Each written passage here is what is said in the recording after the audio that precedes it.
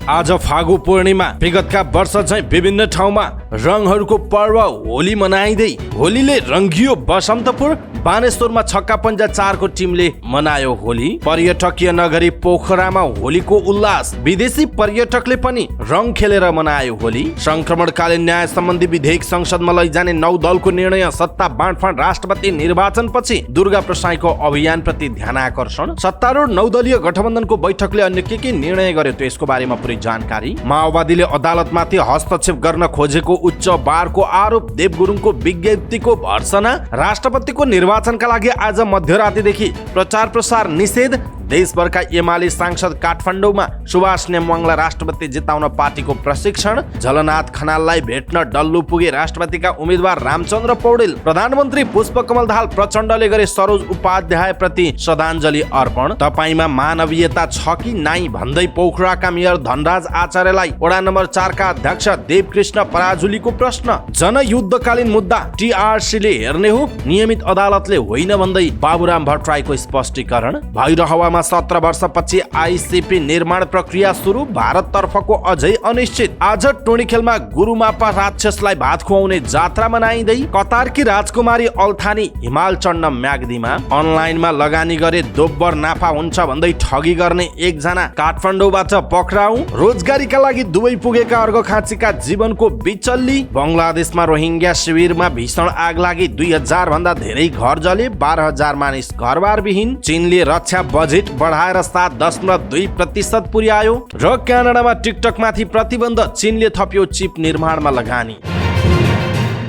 दर्शक महानुभाव नमस्कार। समाचारपाटी.com को न्यूज बुलेटिनमा यहाँलाई हार्दिक स्वागत छ। म प्रहलाद चन्द्र घिमिरे। सदाको झै आज पनि हामी उपस्थित भएका छौं आजका महत्त्वपूर्ण समाचार, ब्रेकिङ न्यूज अपडेट लगायत तपाईलाई काम लाग्ने हेर्नै पर्ने महत्त्वपूर्ण समाचारहरू लिएर। हामीलाई अन्तिमसम्म हेर्नुहोला। हाम्रो मेहनतका लागि यो भिडियोमा एउटा लाइक अवश्य गर्नुहोला। दर्शक महानुभाव, पलपलको न्यूज अपडेटका लागि हाम्रो च्यानललाई तपाईले अहिलेसम्म सब्स्क्राइब गर्नु भएको छैन भने कृपया सब्स्क्राइब गर्नुहोस् अनि नजिकै आउने बेल आइकनलाई क्लिक गर्नुहोला। दैनिक रूपमा हेर्नुहुन्छ भने रेगुलर भनेर लेख्नु होला। आज पहिलो चोटि हो भने फर्स्ट टाइम भनेर लेखिदिनु होला। दर्शक महानुभाव, देशभित्र हुनुहुन्छ भने आफ्नो रहेको गाउँ ठाउँ सहर जिल्लाको नाम लेख्नु होला। विदेशमा हुनुहुन्छ भने कुन देशबाट हेरिरहनु भएको छ त्यो कुरा तलको कमेन्ट बक्समा कमेन्ट गर्नु होला। आउनुहोस् दर्शक महानुभाव, आजका महत्त्वपूर्ण समाचार सुरु गरौँ नेपालका हिमाली र पहाडी जिल्लामा होली पर्व मनाइँदै गरेको प्रसङ्गबाट।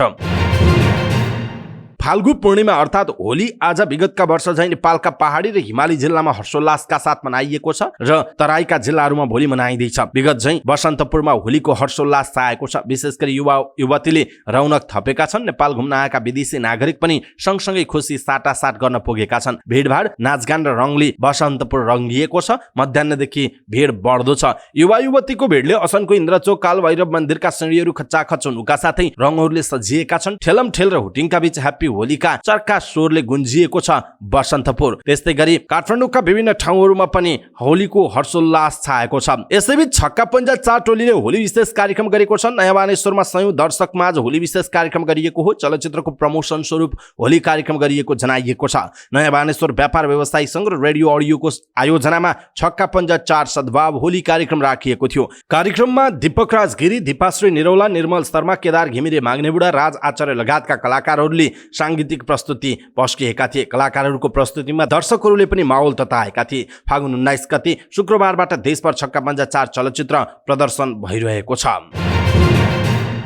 यसै बीच रङहरूको पर्व होलीमा विदेशी पर्यटकहरू पनि रमाएका छन्। होलीको अवसरमा रेस्टुरेन्ट एन्ड बार एसोसिएसन रिवान पोखराले आयोजना गरेको होली महोत्सव कार्यक्रममा विदेशी पर्यटकहरू पनि रमाएका हुन्। पोखराको लेक साइडमा आयोजित कार्यक्रममा करिब 500 विदेशी पर्यटक सहभागी थिए। लेक साइडको अम्बोटदेखि खहरेसम्म 3 किलोमिटरको दूरीमा नेपाली मौलिक बाजागाजा सहित महोत्सव आयोजना गरिएको हो। आज पहाडी जिल्लाहरूमा मनाइएको होली भोलि तराईको जिल्लाहरूमा मनाइँदैछ। यहाँहरू सम्पूर्णलाई फेरि एकपटक होलीको हार्दिक मङ्गलमय शुभकामना छ।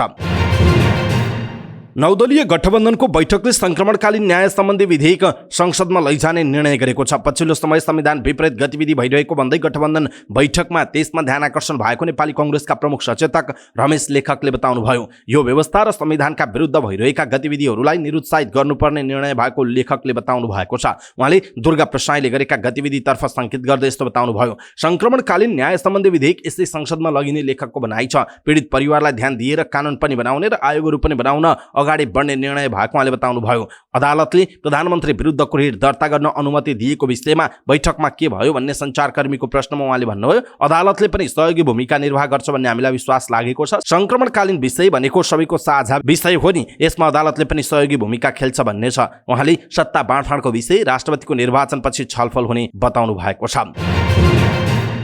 यसैबीच सत्तारूढ 9 दलीय गठबन्धनले संविधान र लोकतन्त्र गणतन्त्रको मर्म र भावना विपरीत भएका क्रियाकलापतर्फ गम्भीर ध्यानाकर्षण भएको पनि बताएको छ। प्रधानमन्त्रीको सरकारी निवास बालुवाटारमा बसेको संयुक्त बैठकले संविधानले नचिनेका नदेखेका तथाकथित पदका नाममा गरिने संविधान विपरीतका गतिविधि र तिनलाई सहयोग गर्ने क्रियाकलापहरू लोकतन्त्र विरोधी अवाञ्छित रहेको ठहर गर्दै आफूहरू त्यसविरुद्ध एकमत रहेको सन्देश दिन खोजेका छन्। राजतन्त्रको वकालत गर्दै दुर्गा प्रसाईले गरेको गतिविधिप्रति पनि लक्षित हुँदै उनीहरूले यस्तो निर्णय गरेको बताइएको छ। त्यस्तै संक्रमणकालीन न्यायको व्यवस्थापन गर्न आफूहरू एकजुट रहेको बैठकले बताएको छ। संयुक्त बैठकको निर्णयमा प्रधानमन्त्री पुष्पकमल दाहाल प्रचण्ड, नेपाली कांग्रेसका सभापति शेरबहादुर देउबा, नेकपा एमालेका माधव नेपाल, जसपाका अध्यक्ष उपेन्द्र यादव, लोसपाका महन्त ठाकुर, नेपाल समाजवादीका डाक्टर बाबुराम भट्टराई, नागरिक उन्मुक्तिकी रञ्जिता श्रेष्ठ, जनमत पार्टीका अब्दुल खान र राष्ट्रिय जनमोर्चाका चित्रबहादुर केसीले हस्ताक्षर गरेको जनाइएको छ।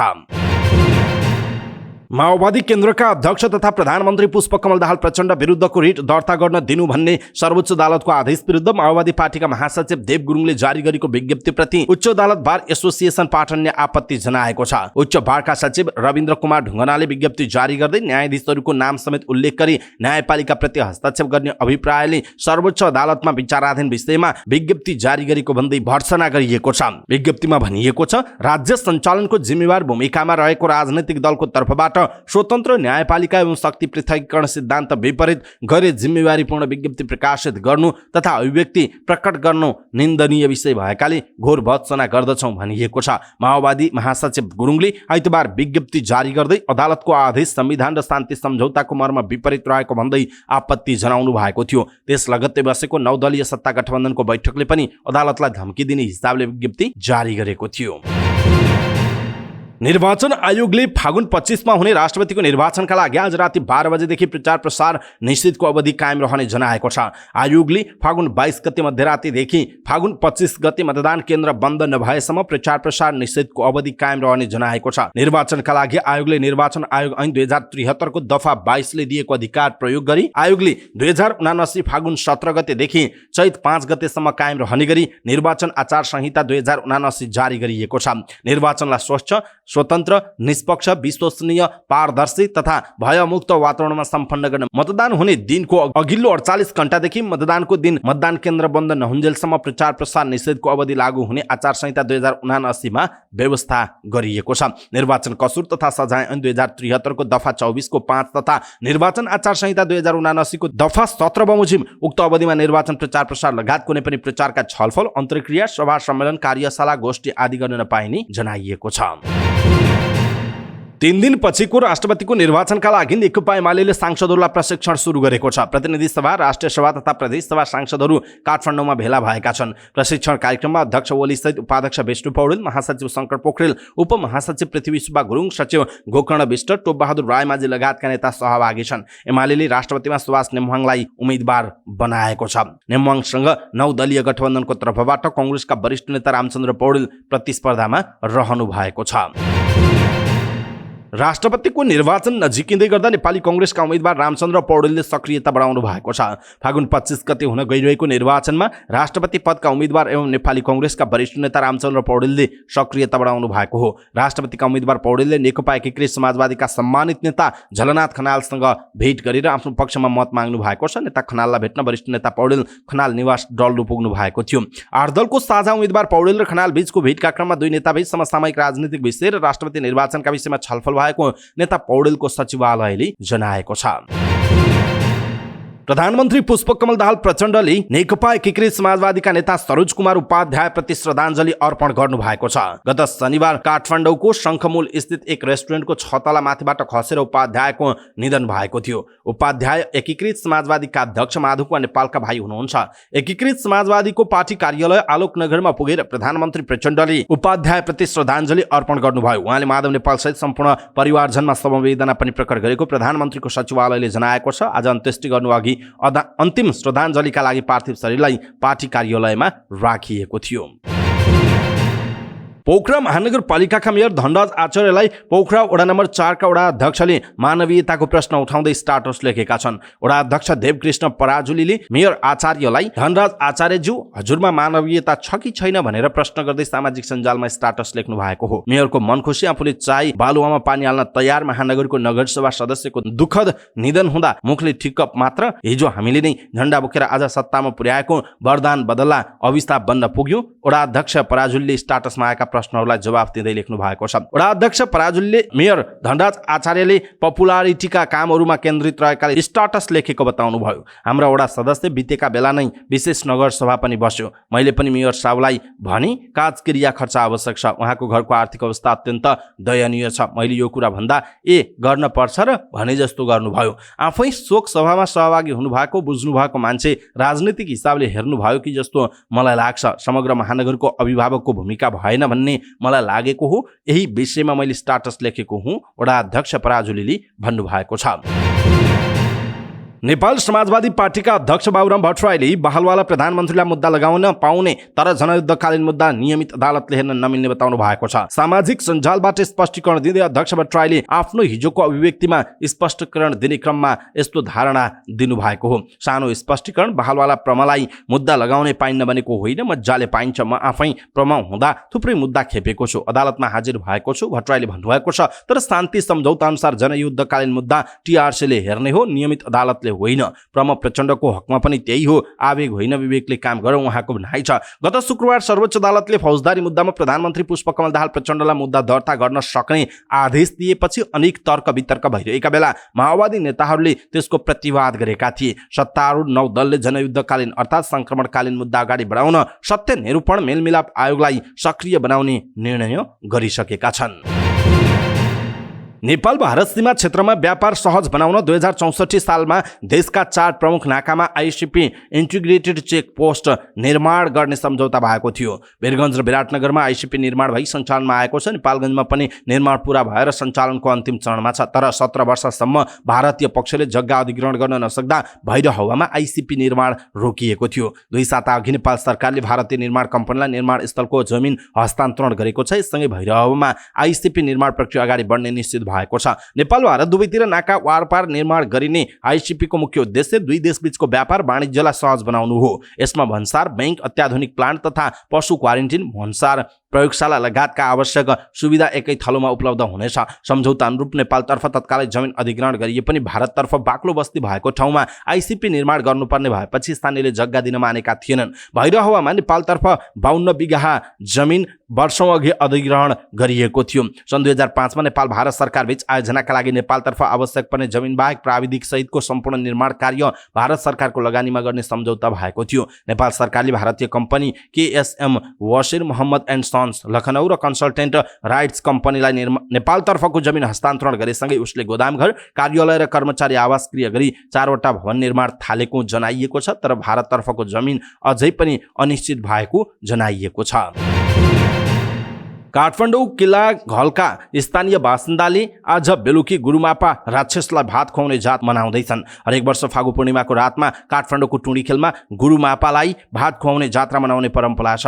आज बेलुका 11 बजेतिर किल्लाघल टोलबाट भात सहित 84 व्यञ्जनको परिकार तयार गरेर 500-600 स्थानीय बासिन्दाको लावा लस्कर सहित टुँडीखेलमा गुरुमापालाई भात दिन जाने कार्यक्रम भएको किल्लाघल टोलका मचा राजा महर्जनले बताउनु भएको छ। किल्लाघल टोलका स्थानीय बासिन्दाले एक मुरी चामलको भात र एउटा राङ्गोको मासु गुरुमापालाई खुवाउने परम्परा छ। पहिले गुरुमापा नामको राक्षसले काठमाडौँ उपत्यकावासीलाई दुःख दिएको र पछि इटुम्बा हल्का तान्त्रिकले तारण गरेर उनलाई बसमा लिएर वर्षको एकचोटि मानिसको मासुको सट्टा राङ्गोको मासु र भात दिने शर्तमा टुँडीखेलमा राखेको जनविश्वास छ। त्यसैको निरन्तरतामा अहिलेसम्म पनि किल्लाघलका बासिन्दाले हरेक वर्ष गुरुमापालाई मासु र भात दिने चलन रहेको छ। कतारकी राजकुमारी आस्मा अल्थानी अन्नपूर्ण प्रथम हिमाल आरोहणका लागि म्याग्दी आएका छिन्। 8091 मिटर अग्लो अन्नपूर्ण प्रथम हिमाल अन्नपूर्ण गाउँपालिका 4 मा अवस्थित छ। एलआई ट्रेकिङ कम्पनी मार्फत उनी अन्नपूर्ण हिमाल आरोहण गर्न आएकी हुन्। काठमाडौँबाट अल्थानीको आरोहण टोलीका सदस्य सिमिक्रियरको हेलिकप्टर मार्फत अन्नपूर्ण 3 दानामा आएका छन्। 8000 मिटर अग्ला विश्वका 14 हिमाल आरोहण गरेर कीर्तिमान बनाएका निर्मल पूर्जान निम्स अल्थानीको आरोहण टोलीको नेतृत्व गरेका छन्। हाम्रो आरोहण टोलीको 2 जना सदस्य पोखराबाट सडक मार्ग भएर बताउँदै हुनुहुन्छ। राजकुमारी र म 2 दिन मेरो जन्मथलो दानामा रहनेछौँ पूर्जाले भनेका छन्। बन्दोबस्तीका सामग्रीहरू हेलिकप्टर मार्फत अन्नपूर्ण आधार शिविर पुगिसकेको छ। त्यहाँ पुगेका हाम्रा सहयोगीले तयारी थालिसकेका छन्। यही मार्च महिनामा अन्नपूर्ण आरोहण गर्ने टोलीको लक्ष्य रहेको बताइएको छ। राजकुमारी अल्थानीले यसअघि सगरमाथा, धौलागिरी, कञ्चनजङ्घा, लोहोत्से, आमादम्बा, मनास्लु, केटु लगायतका हिमाल आरोहण गरिसकेको उल्लेख छ। कीर्तिमानी आरोही पूर्जा र राजकुमारी अल्थानीलाई दानाका जनप्रतिनिधि र बासिन्दाले भव्य स्वागत गरेको जनाइएको छ। अनलाइनमा लगानी गरे दोब्बर नाफा हुन्छ भन्दै ठगीको आरोपमा जुम्लाको चन्दननाथ नगरपालिका वडा नम्बर 6 घर भई अहिले काठमाडौँको नरेफाँट बस्ने 24 वर्षका राज रोकायालाई प्रहरीले पक्राउ गरेको छ। रोकायाले सामाजिक सञ्जाल इन्स्टाग्राममा साथी बनाई कुराकानी गरे अनलाइनमा रकम लगानी गरे बापत दोब्बर हुन्छ भनेर यी सेवा खल्ती जस्ता वालेटहरूमा रकम पठाउन लगाई ठगेको प्रहरीले जनाएको छ। रकम पठाउनेहरूलाई रकमको नाफा पाउनका लागि फारम लगायतका फाइदा आएको रकम बापत लाग्ने चार्ज, अकाउन्ट अपडेट, सरकारी कर लगायतका प्रयोजनमा रकम तिर्नुपर्छ भन्ने जस्ता बहाना बनाएर थप रकम लिएर ठग्ने गरेको पाइएको प्रहरीको भनाइ छ। रोकाइले अहिलेसम्म विभिन्न व्यक्तिबाट 7,75,000 रुपैयाँ ठगेको प्रहरीको दाबी रहेको छ। रोजगारीका लागि संयुक्त अरब इमिरेट्स UAE को दुबई पुग्नु भएका अर्घखाँचीका एक युवा बिचल्लीमा परेको समाचार छ। मालारानी गाउँपालिका 1 फाप्रेका जीवनराज आचार्यले आफूलाई छिटोभन्दा छिटो नेपाल फर्काइदिन अपिल गर्नु भएको छ। उहाँले भन्नुभएको छ, मेरो स्वास्थ्य अवस्था बिग्रेको छ, म नेपाल फर्कन चाहन्छु, सहयोग गर्नुहोस्। आचार्य 24 दिन अघि काठमाडौँमा रहेको गणपति ओभरसिज नामक मेन पावर कम्पनीबाट दुबई पुग्नु भएको थियो। मेन पावर कम्पनीले काम सजिलो र आरामदायी छ, सामान प्याकिङ गर्ने हो भनेर पठाएको उहाँले बताउनु भयो। शर्त अनुसारको काम नपाएको उहाँको गुनासो छ। यहाँ म बिजोग अवस्थामा छु, 12 घण्टा उभिएर काम गर्नुपर्छ, 1 सेकेन्ड यताउता गर्न पाइँदैन। अहिले आफ्नो आँखामा गम्भीर समस्या आएको जीवनको भनाइ छ। उहाँले भन्नुभयो, आँखा दुखेर नजिकैको वस्तु पनि चिन्न नसक्ने अवस्थामा छु। कम्पनीले पानी पिएपछि निको हुन्छ भन्छ। उपचारका लागि कम्पनीमा धेरै पटक कुरा गरेँ तर कसैले मेरो समस्या सुन्दैनन्। जति सक्दो नेपाल फर्किएर आँखाको उपचार गर्न मन छ, नत्र मेरो आँखा खत्तम हुने भयो। आफूले काम गर्ने कम्पनी जेल भन्दा कम नभएको भन्दै आफू त्यहाँबाट मुक्त हुन चाहेको जीवनले बताउनु भयो। म कुनै पनि हालतमा नेपाल फर्कन चाहन्छु, कृपया मलाई सहयोग गरी नेपाल फर्काउने पहल गरिदिनु होला, उहाँको भनाइरहेको छ। बङ्गलादेशमा रहेको रोहिङ्ग्या शरणार्थी शिविरमा भीषण आगलागी हुँदा 12,000 भन्दा बढी मानिसहरू घरबारविहीन भएका छन्। आगलागीमा मानिसहरूले भागेर ज्यान बचाउन सफल भए पनि घर र घरभित्र रहेका सामग्री जलेर नष्ट भएको बीबीसीले जनाएको छ। बङ्गलादेशका शरणार्थी आयुक्त मिजानुर रहमानले शरणार्थीका लागि बनाइएका झण्डै 2,000 घर जल्दा 12,000 भन्दा धेरै मानिस घरबारविहीन भएको बताएका छन्। आगलागीमा 35 वटा मस्जिद र 21 वटा लर्निङ सेन्टर पनि जलेर खरानी भएको उनको भनाइ छ। आगो झण्डै 3 घण्टापछि निभाइएको बङ्गलादेशको प्रहरीले जनाएको छ। आगलागीको कारण खुलेको छैन। शिविरमा पानी लगायतका आधारभूत वस्तुहरूको आपूर्ति समेत जोखिममा परेको बताइएको छ। बङ्गलादेशका रोहिङ्ग्या शिविरमा बारम्बार आगलागीका घटनाहरू हुने गरेका छन्। चीनले चालू आर्थिक वर्षको रक्षा बजेट 7.2% पुर्याएको छ। बेजिङमा सुरु भएको राष्ट्रिय जन कांग्रेस NPC को प्रथम वार्षिक अधिवेशनमा सरकारी कार्य प्रतिवेदन प्रस्तुत गर्दै प्रधानमन्त्री ली खछ्याङले रक्षा बजेट बढाएर कुल बजेटको 7.2% पुर्याएको जानकारी दिएको बीबीसीले उल्लेख गरेको छ। मस्यौदा बजेट अनुसार रक्षा बजेट 224 अर्ब 79 करोड अमेरिकी डलर छ। गएको वर्ष रक्षा क्षेत्रको बजेट 7.1% थियो। पश्चिमा देशहरूले चीनको सैन्य खर्चलाई विशेष चासोका साथ हेर्ने गरेका छन्। उनीहरूले रक्षा क्षेत्रमा चीनले अनपेक्षित रूपमा रकम विनियोजन गर्ने गरेको आरोप लगाउँदै आएका छन्। जटिल सुरक्षा चुनौतीको सामना गर्न तथा आफ्नो प्रमुख जिम्मेवारी पूरा गर्न प्रस्तुत गरिएको बजेटलाई 14औं राष्ट्रिय जनकांग्रेसका प्रवक्ता वाङ चाओले उचित र व्यवहारिक भनेको बीबीसीले जनाएको छ। चीनको रक्षा बजेट संयुक्त राज्य अमेरिकाको झण्डै 1/4 हो। ताइवानको विषयलाई लिएर बढेको अमेरिका चीन तनाव पछिल्लो समय अमेरिकी आकाशमा देखिएका बेलुनपछि थप बढेको छ। यस्तै उत्तर पूर्वी एसियामा बढिरहेको हतियारको होडबाजीका कारण पनि चीनले रक्षा बजेट बढाएको विश्लेषकहरूले बताएका छन्। पछिल्लो समय सूचना प्रविधि र सामाजिक सञ्जालको क्षेत्रमा विभिन्न परिवर्तन र नयाँ गतिविधि देखा परेका छन्। प्रविधि कम्पनीहरूले जारी राखेका कर्मचारी कटौतीदेखि जेनेरेटिभ AI टुल निर्माणको होड र टिकटकको बढ्दो सङ्कट लगायत प्रविधि क्षेत्रमा यो साता नयाँ र उत्साहपूर्ण अपडेटहरू आएका छन्। तीमध्ये गएको साता उल्लेख्य 5 अपडेटहरू आएका छन्। अमेरिका पछि क्यानाडामा पनि टिकटकको प्रतिबन्ध बढेको छ। गोपनीयता र सुरक्षामा अस्वीकार्य जोखिम रहेको भन्दै क्यानाडा सरकारले आफ्ना सरकारी डिभाइसहरूमा टिकटकको प्रयोगमा प्रतिबन्ध लगाएको छ। क्यानाडा र चीन बीचको सम्बन्धमा बढ्दो चिसोपन र अमेरिकी सरकार तथा यसका विभिन्न राज्यहरूले चिनिया कम्पनी वाइट डान्सको स्वामित्वमा रहेको एप टिकटकमा बढाएको निगरानी र प्रतिबन्धको सन्दर्भमा क्यानाडा सरकारको यो कदमले टिकटकको समस्या थपिएको जनाइएको छ।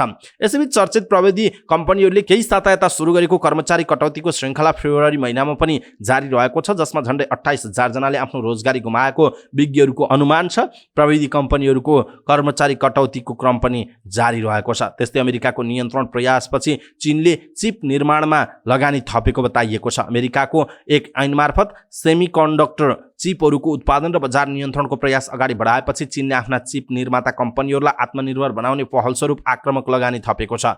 चीनको सबैभन्दा प्रमुख चिप निर्माता कम्पनी याङजी मेमोरी टेक्नोलोजीले चिनिया सरकारको स्वामित्वमा रहेको national integrated circuit industry investment fund मार्फत 12.9 अर्ब युआन अर्थात् झन्डै 2 अर्ब अमेरिकी डलर प्राप्त गर्न लागेको चिनिया सरकारी समाचारलाई उद्धृत गर्दै ब्लुमबर्गले लेखेको छ। त्यस्तै एप्पलको साझेदार फङ्सनले भारतको कर्नाटकमा 70 करोड अमेरिकी डलरको आइफोन प्लान्ट निर्माण गर्ने जनाइएको छ।